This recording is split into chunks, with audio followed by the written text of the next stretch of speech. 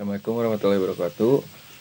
Nama saya Yuki Asbar Maulana Yusuf dari kelas Elektro C dengan NIM 2211191068. Di sini saya akan membahas materi op-amp dari mata kuliah Elektronika Analog. Yang pertama, op-amp atau penguat operasional adalah sebuah rangkaian penguat yang lengkap dalam bentuk sebuah IC. Lanjut, jadi sekarang penguat op-amp ini memiliki beberapa sifat-sifat.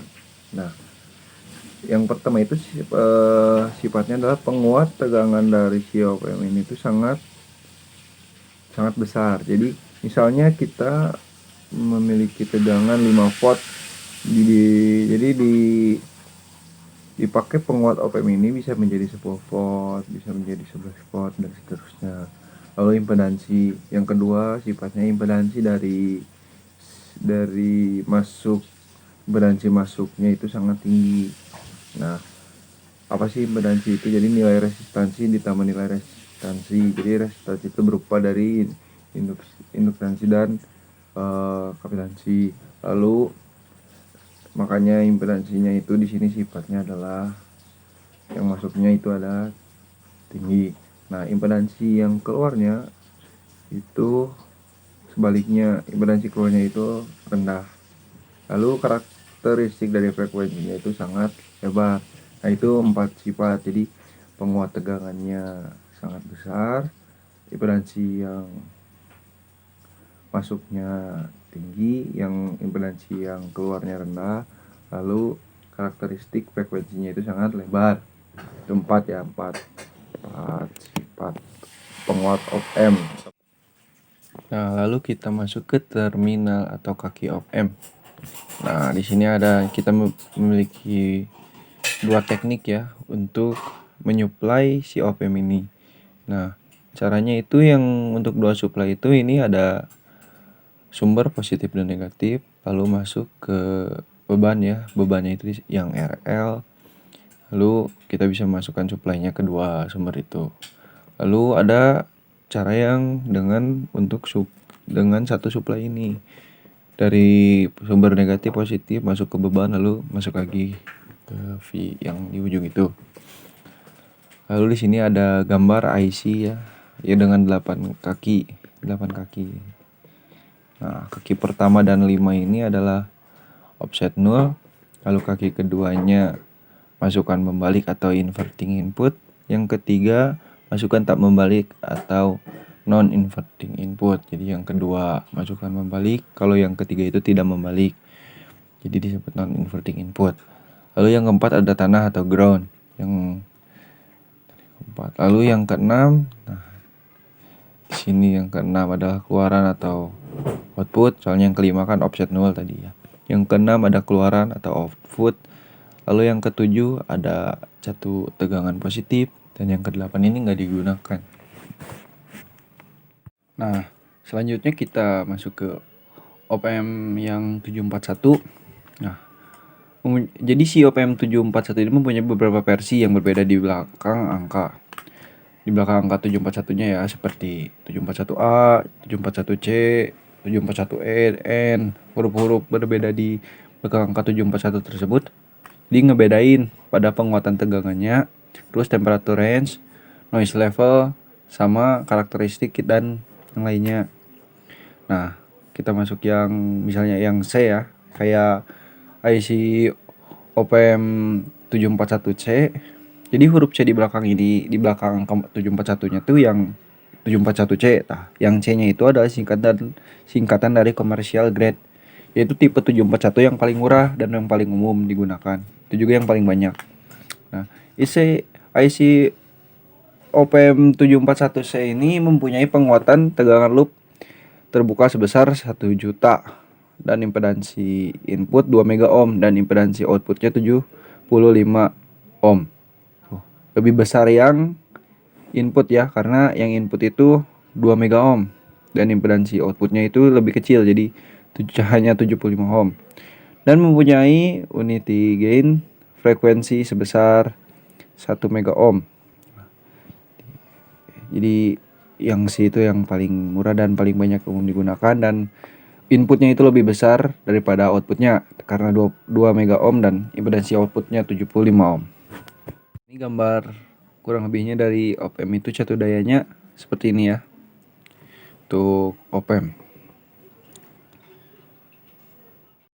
Nah, lalu kita masuk ke terminal output dan input. Jadi di sini ada gambar. Nah, si AOL ini adalah kita bisa sebut penguatan atau gain terbuka karena tidak ada umpan balik antara terminal input dan terminal output, jadi dibiarkan terbuka. Nah, untuk si output sendiri itu adalah plus tegangan satu resi. Nah, untuk input negatif tegangan satu resi. Nah, si satu resi ini tuh apa sih? Tegangan satu resi ini tuh apa sih? Tegangan. Jadi bisa ditulis sebagai V SAT, itu bisa disebut tegangan satu resi. Tegangan satu resi sama ya bisa disebut apa sih si tegangan satu resi ini? Tegangan satu resi ini di bawah tegangan supply antara 1 sampai 2 volt. Nah, kita ambil contoh misalkan V supply plus minus 15 volt. Nah, jadi yang di plus itu plus minusnya tuh 15 volt. Maka si tegangan satu resi ini bisa plus minus 13 volt. Seperti itu. Nah, jadi kita masuk ke perbedaan tegangan masukan. Nah, itu tuh yang disebut ED tadi yang ada di rangkaian. Nah, si ED ini tuh bisa dicari dengan rumus, ada rumusnya. Nah, misalkan kan ini ED tuh ada min dan plus juga ya. Nah, jadi misalkan ini ada soal kan AOL sebesar 200.000 itu untuk penguat op-amp-nya ya. Nah, untuk penguatan si AOL ini tuh 200.000. Nah, penguatan ED dibatasi maksimumnya itu plus minus 65 mikrovolt. Nah, misalkan si AOL-nya 200.000 dan V-nya itu plus minus 13 volt. Nah, ED-nya itu kita cari dengan cara memasukkan rumus plus tegangan satu resi per AOL ya. Nah, tegangan satu resi yang pertama ini kita masukkan kan karena tadi V-nya plus minus, jadi yang plus dulu plus 13 V per 200.000 sama dengan 65. Lalu ED yang kedua itu kita masukkan sama kayak tadi rumusnya. V tegangan V itu tegangan satu resi per AOL. Nah, kita masukkan yang negatif karena tadi yang plus sudah. Maka hasilnya min 65 dari mana? Dari min 13 per 200.000. Nah, lalu itu tuh untuk mencari ED-nya ya, ED yang tadi ada di rangkaian. Nah, apabila tegangan masukan berbeda antara minus 65 mikrovolt lebih kecil sama dengan ED 65 mikrovolt, op-amp ini berlaku sebagai penguat secara linear dan berlaku V0 sama dengan ED dikali AOL. Nah, jadi untuk mencari V0-nya itu ED yang tadi dicari dikali AOL. AOL-nya kan 200.000. Seperti itu. Nah, lalu kita masuk ke kesimpulan. Nah, di sini saya sudah mengambil tabel dari materinya. Nah, jadi yang pertama itu kita ada tegangan masukan minus ya. Tegangan masukan minnya ada min 10 mikro, ada tegangan masukannya juga ada min 15 mikro. Nah, ED-nya itu yang tadi jadi min 10 min 15. Hasilnya min 5 mikro. Nah, polaritasnya karena di ED-nya itu min 5 mikro, berarti polaritas ED itu min. Nah, untuk V0 kita jumlahkan saja. Jadi V0 itu ada AOL dikali ED. Tadi AOL-nya 200.000. Nah, dikali ED. ED-nya udah diketahui min 5, jadi 200.000 dikali min 5. Maka hasilnya min 10 volt. Nah, polaritas VO kan min 10 V. Berarti polaritasnya min juga. Nah, untuk VO ini bukan min 1, harusnya min 10. Ya, sama dari AOL kali ED V0-nya kan. Seperti itu. Nah, selanjutnya kita masuk ke penguat operasional ideal. Nah, si penguat operasional ideal ini tuh apa sih? Jadi si penguat operasional ideal ini adalah bisa diartikan juga diferensial ideal. Nah, dengan diferensial ideal ini si penguat ini tuh punya beberapa sifat. Yang pertama adalah penguat tegangannya itu terhingga atau terhingga atau terbatas. Jadi si gain voltasenya itu gain voltase sama dengan terhingga. Jadi G besar V sama dengan terhingga. Kalau tadi kan gain voltasenya itu ada batasnya yaitu 200.000. Kalau yang tadi kalau yang ini tuh tidak terhingga. So impedansi yang masuknya itu terhingga juga. Jadi yang masuknya arus yang masuk itu sama dengan 0. Impedansi yang keluar sama dengan 0. Lalu jadi sifat yang terakhir yaitu karakteristik si frekuensinya itu rata gitu. Jadi sini tuh membentang dari frekuensi 0 ke frekuensi terhingga. Jadi gain voltasenya itu terhingga. Kalau biasanya kan ada batasnya, ini terhingga karena ideal ya. Jadi ada GV sama dengan terhingga. Si frekuensinya juga dari F sama dengan 0 sampai ke F sama dengan tak terhingga. Lalu masuk ke op-amp ya. Nah, si op-amp ini jadi ada segitiga gini. Jadi di sini tuh ada input 2. Jadi ada inverting input sama non inverting input masuk masuk ke tegangan ada yang plus minus itu, misalnya plus 5, di bawahnya min 5. Jadi plus minus ya. Lalu dikeluarkan di output, langsung masuk lagi ke output. Itu untuk op-amp.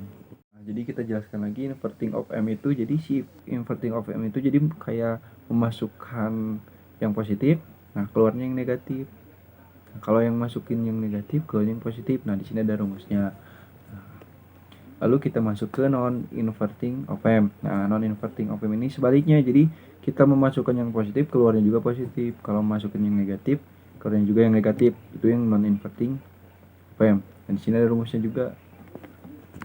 Di sini kita masuk ke zero crossing detector ya. Jadi rangkaian itu adalah sebagai perbandingan. Jadi membandingkan suatu tegangan masukan atau input ya, input pada salah satu kaki dengan tegangan tertentu atau tegangannya 0. Jadi perbandingan ini untuk ED gitulah. Jadi jika si ED-nya itu negatif, jadi V0-nya bakal plus tegangan saturasi. Kalau misalnya si ED-nya itu positif, maka V0-nya itu bakal minus tegangan saturasi.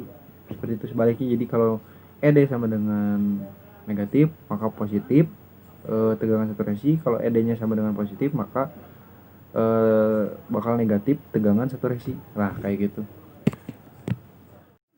Nah, masuk ke duty cycle atau siklus kerja. Jadi, siklus kerja ini merupakan perbandingan waktu on dengan periode sinyal dikalikan 100%. Dan di sini ada rumusnya langsung ya. Lalu kita masuk ke penyilang 0.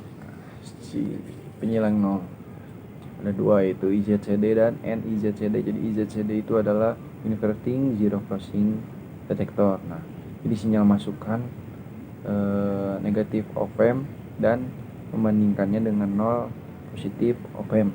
Kalau yang NIZCD itu kan non inverting zero crossing detector.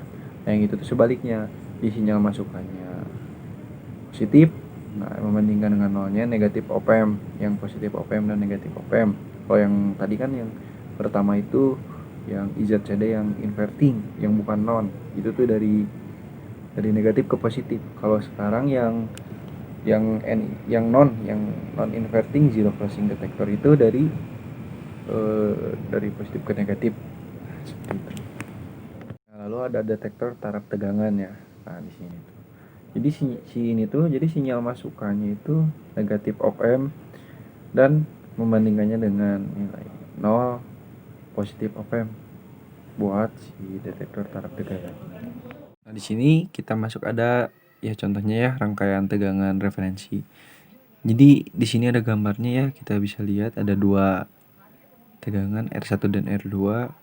Nah, kita masukkan aja. Jadi rumusnya itu ada Vref referensi sama dengan R2 per R1 plus R2. Kalau R-nya ini ada 3 ya berarti 3, 4.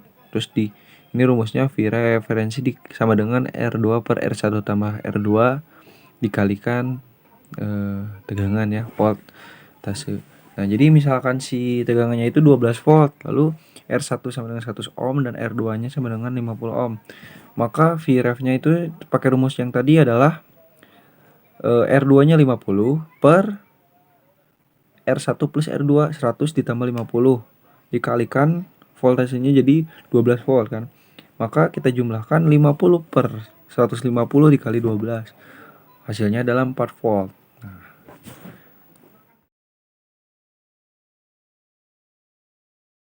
Nah, kita masuk ke materi selanjutnya ya. Di sini saya akan mengerjakan salah satu contoh soal yang ini. Ya, ditanyanya hitung T on dan T off ya, waktu on dan waktu off dan duty cycle-nya ya. Diketahui V-nya 15, tegangan saturasinya ada 13 volt. Kita ketahui di sini ada ininya ya. Ini ada. Kita ketahui T itu 140. Kenapa 140? Karena saya ambilnya dari yang ini titik 0 ya. Sini itu titik 0 sampai 140 karena T on terakhirnya ada di sini. Ada di 140. Jadi panjang dari sana sampai sini itu 140. Lalu si T-nya ya ini. T-nya itu diambil dari yang permulaan T on sampai perakhiran T on. Jadi ini tuh T 140. Lalu kita ambil T on-nya. T on-nya ada di sini dan di sini. 40 dan 30 70. Jadi 140 ms dan ada 70 ya. Lalu ditanya T off dan duty cycle-nya. Jadi T off itu kita ketahui rumusnya yang sudah ada sudah kita pelajari ya. T off itu rumusnya T min T on. Kita masukkan T-nya yaitu 140 dan T on-nya, waktu on-nya itu adalah 70 ya di sini. Nah, maka hasilnya adalah 70. Lalu nah ini ya hasil T off. Lalu kita mendapatkan juga rumusnya dari PDF yang sudah diberikan, yaitu duty cycle-nya, yaitu T on, waktu on per T kali 100%. Kita masukkan ke T on 70 per 140 kali 100. 70 per 140 itu bisa disederhanakan menjadi 1/2 ya. Ini bisa disederhanakan menjadi 1/2 dikali 100%. Nih. Jadi ini coret menjadi 50%. Benar ya? Hasilnya 50%. Ya. Kita sudah mengetahui T off dan duty cycle-nya. T off-nya 70 ini second dan duty cycle-nya ada 50%. Nah, untuk selanjutnya yang menggambar yang B ya, untuk V0. Jadi kan kita sudah mempelajari ya tadi, dibutuhkan Vref sama Vi untuk V inputnya. Diketahui kan 15 volt ya. Lalu sudah kita cari Vref-nya R2 per R1 tambah R2 dikali V sama dengan 50. Kita masukin R2-nya 50, R1-nya 10, R2 50 dikali 15 sama dengan 50 per 60 kali 15 sama dengan 12,5 volt ya. Nah, lalu kita menggambarnya jadi seperti ini. Dari 15 karena VI-nya lebih besar dari Vref, maka kita gambar di sini min V saturasi. Jadi tegangan saturasi ini kenapa sih negatif? Karena sudah diketahui di sini ya. Nah, untuk VI lebih besar Vref, maka V0-nya sama dengan ini bukan plus ya, harusnya negatif tegangan saturasi. Ini VI min Vref, maka ini lebih kecil Vref, maka V0-nya jadi plus tegangan saturasi. Ini salah ya, sudah dikoreksi. Di VI lebih besar Vref, V0-nya bakal min VI saturasi. Untuk V lebih kecil Vref, maka V0-nya bakal plus tegangan saturasi. Nah, jadi di sini kan tuh, karena ini VI-nya lebih besar ya, 15 daripada 12, maka hasilnya min. Terus seterusnya. Nah, ini selanjutnya terus ya. Ini sampai T4. Nah, kira-kira gambarnya seperti ini. Nah, ya. Ya, terima kasih telah melihat penjelasan dari saya. Mohon maaf karena segitu saja penjelasan dari saya. Mohon maaf bila banyak kesalahan dan kurang jelas. Terima kasih. Wassalamualaikum warahmatullahi wabarakatuh.